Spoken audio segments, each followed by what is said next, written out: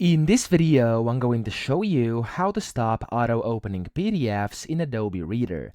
Now, the first thing you want to do, you want to go to the top left, and here you want to click on View, and you want to go to New Acrobat Reader, because that setting is only available in there. For some reason, I wasn't able to find it here inside the classic view. So, enable New Acrobat Reader and click on Restart. Now, it's going to restart your program just like this, and then when you've done that, you want to go to the top here and click on a menu, and inside menu, you want to go to Preferences down here, or just press Ctrl K on your keyboard, and it's gonna open it as well. Then here under Categories, go to General, and you can see here it says Open PDFs automatically in Reader when they are downloaded in Chrome browser. So you want to uncheck this, and what you can also do is uncheck Always Open PDFs from Printer, okay?